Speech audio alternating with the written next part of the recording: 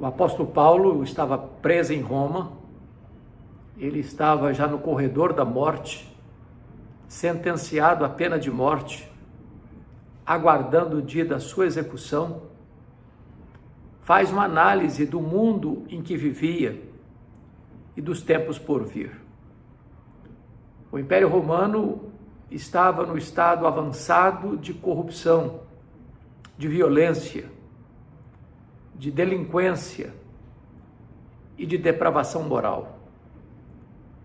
A sociedade estava ladeira abaixo, como que um trem descarrilhado rumo ao abismo, vivendo o avesso da moralidade.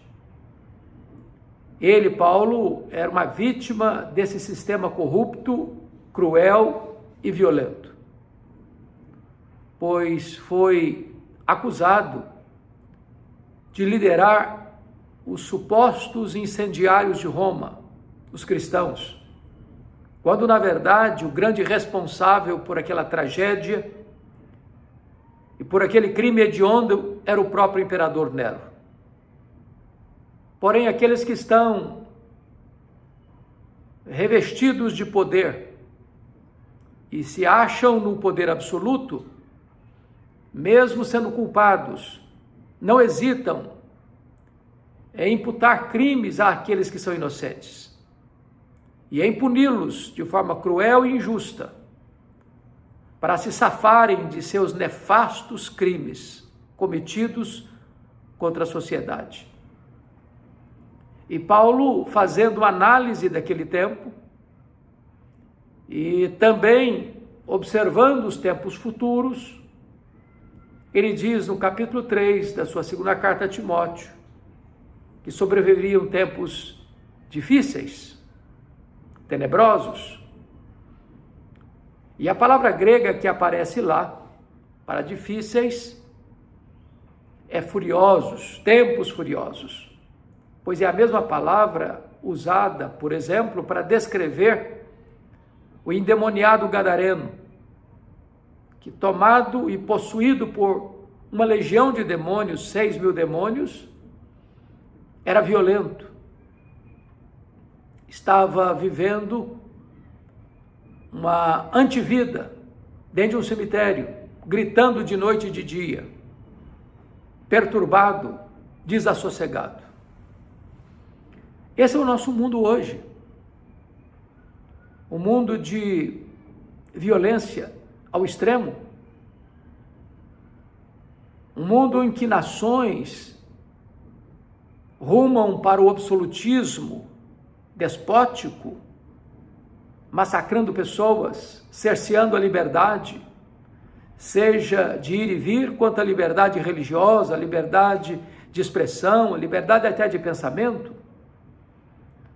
onde pessoas são presas e torturadas e mortas, não porque cometeram crimes, mas porque se opõem ao sistema.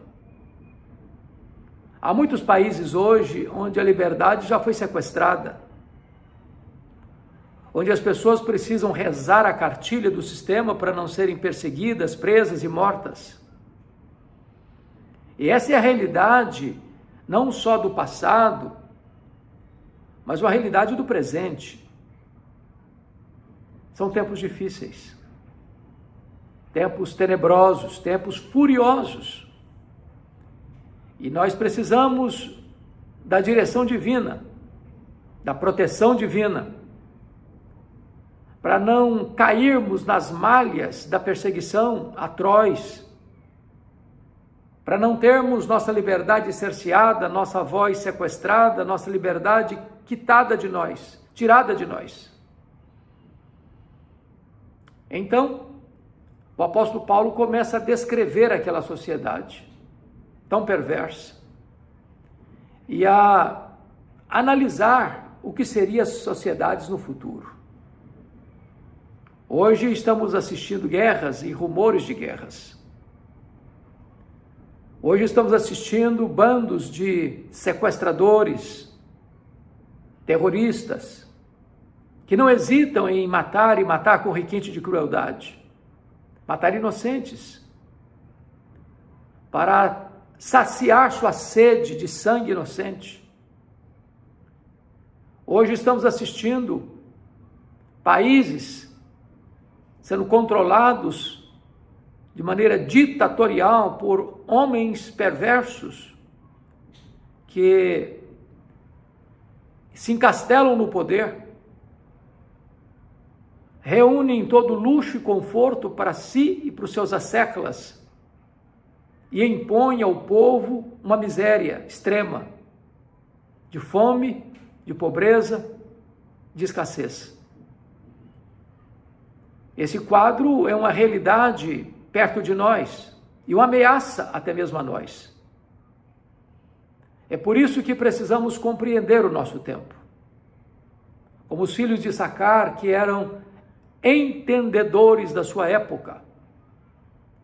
Se nós não entendermos a nossa época, seremos inocentes úteis, massa de manobra. Se não entendermos a nossa época, ficaremos expostos, talvez à angústia extrema, ao pessimismo crônico e à falta de esperança. Mas nessa conjuntura, precisamos compreender que quem está no trono é Deus. Quem coloca no trono e faz apiar do trono é Deus. Quem dá a vida e tira a vida é Deus. Os poderosos têm prazo de validade. Eles também morrem. Portanto, Nero caiu. Outros imperadores truculentos caíram. O próprio Império Romano caiu. E afinal, e por conseguinte, o único reino que não se abalará e o único rei que jamais será apiado do poder é o Senhor Jesus Cristo. Porque ele virá em majestade e glória, vai se assentar no seu trono, vai julgar as nações, e todos os reinos deste mundo serão do Senhor e do seu Cristo. E ele colocará todos os seus inimigos debaixo dos seus pés. É preciso compreender esta verdade da soberania de Deus na história. Quando João, já no final do primeiro século, foi banido para uma colônia penal, para uma ilha vulcânica do mar Egeu, a ilha de Patmos, sob a égide, ou melhor, a perseguição do imperador Domiciano, naquele tempo, a igreja estava sendo martirizada. Os cristãos estavam sendo queimados vivos, crucificados, jogados às feras. Havia um banho de sangue, uma perseguição atroz. Parecia que o futuro era sombrio demais e que a morte inevitável seria o destino ou herança dos cristãos. Porém, quando todas as portas se fecharam para João na ilha de Patmos, Deus abriu-lhe uma porta no céu. Ele disse: sobe para aqui e eu te mostrarei as coisas que em breve devem acontecer. Isso significa que não são os homens que ditam os rumos da história, é o próprio Deus quem tem o controle e as rédeas da história em suas mãos. Se parece que há momentos que o diabo governa e Deus está na lateral da história, se tem hora que parece que os truculentos, os perversos e os maus têm o controle, se tem hora que parece que a justiça é torcida, a lei é golpeada e os inocentes são culpados, e os culpados são tidos como inocentes, haverá um momento em que os que estão no topo da pirâmide despencarão para sua base. A Bíblia diz que Deus vai despedir vazios os ricos, Deus vai destronar os poderosos, Deus vai tirar o chão daqueles que acham que estão com o controle da história nas mãos, porque o Senhor soberano da história é Deus. Ao longo da história, ele tem exercido juízos para mostrar que o juízo final virá. Ele aplicou o seu juízo na época do dilúvio, ele aplicou o seu juízo em Sodoma e Gomorra, ele aplicou o seu juízo na Torre de Babel, ele aplicou o seu juízo nas nações cananitas que foram arrancadas de lá, porque o cálice da ira de Deus havia sido transbordado. Ele aplicou o seu juízo no seu próprio povo, as 10 tribos do norte, permitindo que a Assíria os levasse cativos, e mais tarde nas 2 tribos do sul, quando a Babilônia entrou em Jerusalém, destruiu a cidade e incendiou o templo de Salomão. Deus aplicou o seu juízo à Síria, Deus aplicou o seu juízo à Babilônia, Deus aplicou o seu juízo sobre os impérios subsequentes, o Medo-Persa, o grego e mais tarde o Império Romano. Deus tem derrubado dos tronos poderosos, porque Ele é o Senhor da história, Ele está no controle e assentado no trono. É Ele quem governa, é Ele quem reina. Mas os dias são maus. Aqui, como disse Jesus quando foi preso no Getsêmani, foi preso porque tinha chegado a hora das trevas, onde o mal parece prevalecer, onde os ímpios e perversos parecem governar sem qualquer resistência, onde as cortes, que deveriam colocar em exercício a justiça e aplicar a lei com retidão, se tornam os instrumentos da opressão. Porque às vezes os juízes têm lado, e o lado errado, o lado do perverso. Os poderosos compram sentenças, e os juízes se corrompem e são corrompidos. E desta maneira, aqueles que inocentes são tidos como culpados, e os verdadeiros culpados caminham pelas passarelas da liberdade sem qualquer importunação. Porém, esse governo do mal, esse império da impiedade, essa maldade explícita e exposta, terá um fim. Se não agora, certamente no juízo final. Nem sempre Deus pune o pecado do homem no ato do pecado do homem. Às vezes Deus dá corda. E o ímpio pensa que nada vai lhe acontecer, que ele tem o poder nas mãos, que ele tem a caneta na mão, que ele toma as decisões, e as suas decisões são monocráticas ou soberanas, e então eles fazem e desfazem, e a lei não os apanha, porque a lei está em suas mãos.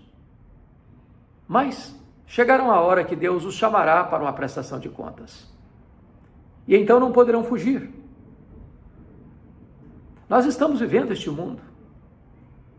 E o apóstolo Paulo fez nos lembrar que nos últimos dias os tempos seriam difíceis. Primeiramente porque os homens seriam egoístas, narcisistas, materialistas, consumistas, que estariam olhando apenas para o seu umbigo, para satisfazer seus desejos. Eles estão prontos a massacrar, a pisar, a fazer injustiça, a torcer a lei, a corromper os tribunais. Eles se armam, eles se blindam, porque neste tempo o egoísmo prevalece. O próximo não é visto como alguém que deva ser cuidado, protegido, mas como alguém que precisa ser explorado para a satisfação dos seus desejos nefastos. O Brasil é prova disso. Quando hoje se destampa o fosso da roubalheira no INSS, onde pessoas vulneráveis, idosas, doentes, tendo pouco, esse pouco é tirado, é roubado, é saqueado, é espoliado. Riquezas imensas são desviadas para as mãos de poucos, que estando no poder, usam o poder para se abastecerem, se locupletarem e oprimir o fraco, o pobre, o velho, o indefeso, o vulnerável. Temos visto tantos escândalos no nosso país. Injustiça e mais injustiça, porque os dias são maus e os homens são egoístas. Mas o apóstolo Paulo vai dizer que os homens também serão avarentos. E se o egoísmo é o amor a si mesmo, a avareza é o amor à prata, ao dinheiro. E nós estamos assistindo isso quando por dinheiro as pessoas vendem a própria alma. Por dinheiro as pessoas compram, vendem sentenças. Por dinheiro as pessoas abastecem o sistema da corrupção, ainda que conectado com o ilícito, o imoral. Porque a Bíblia diz que o amor do dinheiro é a raiz de todos os males. Por amor ao dinheiro, pessoas se casam, pessoas descasam. Por amor ao dinheiro, as pessoas matam e as pessoas morrem. Por amor ao dinheiro, as pessoas mentem e as pessoas sonegam a verdade. Por amor ao dinheiro, as pessoas corrompem e são corrompidas.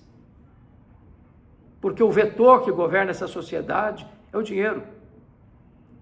O dinheiro é mais do que uma moeda. O dinheiro é um espírito, é um ídolo, é mamon.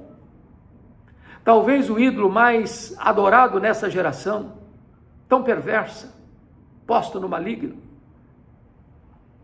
E quantas guerras por causa de dinheiro, quantos crimes nefastos por causa de dinheiro, quantas pessoas presas inocentemente pela ganância, quantas pessoas estão sofrendo hoje as maiores agruras e as maiores injustiças, porque os poderosos, sendo insaciáveis na sua sede de ter, querem mais, sempre mais, e nunca se satisfazem.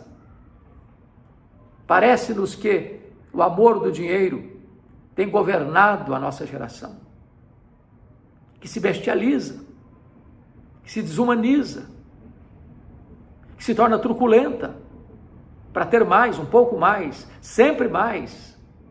Ainda que os mais fracos, os mais pobres, os mais vulneráveis fiquem totalmente desassistidos para abastecer a sua ganância insaciável. Mas o apóstolo Paulo vai dizer também que os homens seriam amantes dos prazeres mais do que amigos de Deus. Essa é a sociedade hedonista, que corre atrás do prazer imediato, que busca saciar a sua sede de prazer, bebendo todas as taças, todos os licores que o mundo pode oferecer. É o prazer mundano, é o prazer carnal, é o prazer sexual, é o prazer do ter, é o prazer da conquista. E desta maneira, estamos vivendo uma sociedade sem rumo, sem parâmetros, sem balizas, sem absolutos, onde prevalece a ditadura do relativismo.